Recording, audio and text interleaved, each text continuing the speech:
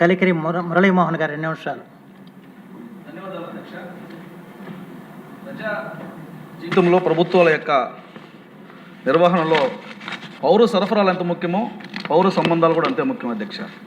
ఎందుకంటే పౌర సంబంధాల ద్వారా అంటే ప్రభుత్వం చేస్తున్నటువంటి కార్యక్రమాలు, ప్రభుత్వ పథకాలు, వాటి ఉద్దేశాలు, వాటి లక్ష్యాలు ప్రజలకు చేరవేయడం అనేది చాలా అవశ్యం అధ్యక్ష. ఎందుకంటే లేకపోతే అరుపులు కేకలు తెలివితేటలుగా, మూర్ఖత్వం మేధస్సుగా, దోపిడీని దర్జాగా చేస్తున్నటువంటి కొంతమంది కుహనా మేధావులు చేసే కుటిల ప్రయత్నాలు సమాజం మీద చెడు ప్రభావాన్ని చూపిస్తాయి అధ్యక్ష. ఈ క్రమంలో 3 లక్షల కోట్ల రూపాయలతో పెట్టినటువంటి బడ్జెట్లో ఈ పౌర సంబంధాల శాఖకి 329 కోట్ల రూపాయలని కేటాయించడం అనేది ముదావహం అధ్యక్ష. అంటే పౌర సంబంధాల ద్వారా 4th ఎస్టేట్గా పిలువబడుతున్నటువంటి ప్రెస్ కూడా గౌరవం, ముఖ్యంగా ఆత్మగౌరవంతో పనిచేసే విభాగాల్లో ప్రెస్ కూడా ఒకటి అధ్యక్ష. ఉమ్మడి రాష్ట్రంలో కానీ ఇప్పుడు కానీ ప్రెస్కి ప్రాధాన్యత ఇవ్వడంలో గౌరవ నారా చంద్రబాబు నాయుడు గారు చేసినటువంటి ప్రయత్నం ఎప్పటికీ మరిచిపోలేదు అధ్యక్ష. చరిత్రలో సువర్ణాక్షరాలతో నిలిచిపోయే అధ్యాయాలు ఎన్నో ఉన్నాయి అధ్యక్ష. ఎందుకంటే నేను కూడా కొంతకాలం జర్నలిస్ట్గా పనిచేశాను. గ్రామీణ ప్రాంతాల్లో విలేకరులుగా పనిచేస్తున్నటువంటి వారికి అక్రిడేషన్లు ఉండేవి కాదు అధ్యక్ష. అలాంటిది 1996లో చంద్రబాబు నాయుడు గారు ముఖ్యమంత్రి కాగానే గ్రామీణ ప్రాంతాల్లో పనిచేస్తున్నటువంటి ప్రతి విలేకరికి కూడా అక్రిడేషన్లు ఇచ్చి బస్ పాసుల సౌకర్యం కల్పించినటువంటి గొప్ప చరిత్ర నారా చంద్రబాబు నాయుడు గారు తీసుకున్నారు అధ్యక్ష.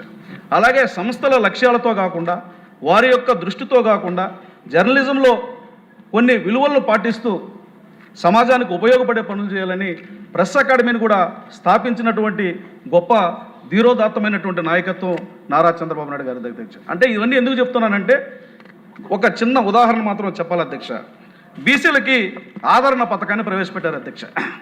అంటే కుటిల మేధావులు చేసే కుహనా ప్రయత్నాలు సమాజం మీద ఎలాంటి ప్రభావాలు చూపిస్తాయంటే, బీసీలకు ఆదరణ పథకం అనేది, ఒక్క నిమిషం అధ్యక్ష ప్లీజ్ అధ్యక్ష, బీసీలకు ఆదరణ పథకం అనేది వాళ్ళ జీవితాల్లో సమున్నతమైనటువంటి మార్పులు తీసుకొచ్చారు అధ్యక్ష.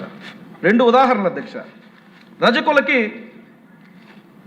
ఈరోజు ఇస్త్రీ పెట్టెలు ఇస్తాము, దాని ద్వారా మీరు టిప్ టాప్గా జీవించడానికి అవసరమైనటువంటి ఒక షాపులు పెట్టుకోండి అన్నారు అధ్యక్ష.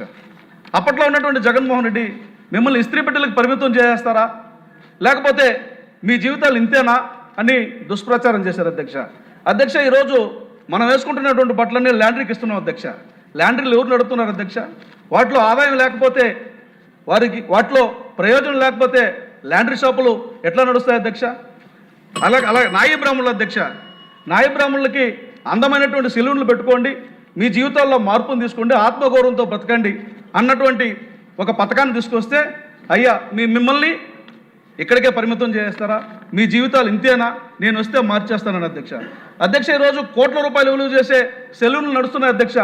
ఆదాయం లేకపోతే అవి ఎందుకు నడుస్తాయి అధ్యక్ష? అంటే సంపదని ఎవరికి దోచిపెట్టడం కోసం దుష్ప్రచారం చేస్తారు అధ్యక్ష, ఎవరికి దాచిపెట్టడం కోసం దుష్ప్రచారం చేస్తారు అధ్యక్ష. నేను అందుకనే ఈ సందర్భంగా ఒక మాట చెప్తున్నాను. అంటే ఈ బడ్జెట్లో చేసినటువంటి కేటాయింపులు కూడా దాచుకోవడానికి వాడుకున్నటువంటి ఒక విభాగం సమాచార శాఖ అధ్యక్ష. గతంలో మీడియాకి ఇవ్వాల్సినటువంటి ప్రాధాన్యతలను పక్కన పెట్టి తన సొంత ఛానల్కి, తన సొంత పత్రికకి కోట్ల రూపాయల ధనాన్ని బడ్జెట్ రూపంలో తన ఖాతాలోకి మళ్లించుకున్నటువంటి ఒక దుష్ట పాలన గురించి ఈ సందర్భంగా ప్రస్తావించాలి అధ్యక్ష. తుఫాను హెచ్చరికల గురించి వింటాం, అలాగే ఆరోగ్య పరిస్థితులు, అత్యేకమైనటువంటి పరిస్థితుల్లో హెచ్చరికల గురించి వింటాం. కానీ జగన్మోహన్ రెడ్డి పాలన ఒక నిరంతరమైనటువంటి హెచ్చరిక అధ్యక్ష.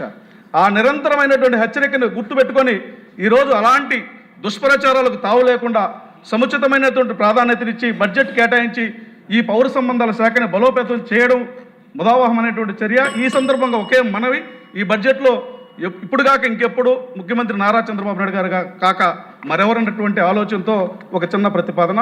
జర్నలిస్టులకి గృహాలు, స్థలాల విషయంలో సార్ కొంచెం ముదావహంగా ఆలోచించాలని కోరుతున్నాను. అలాగే దక్షిణ భారతదేశంలో కేరళ, తమిళనాడు, ఉత్తర భారతదేశంలో జమ్మూ, హర్యానా, ఈ రాష్ట్రాల్లో కూడా పెన్షన్ విధానం అమల్లో ఉంది. దానిపైన కూడా అధ్యయనం చేయమని మీ ద్వారా కోరుతున్నాను అధ్యక్ష. ధన్యవాదాలు అధ్యక్ష.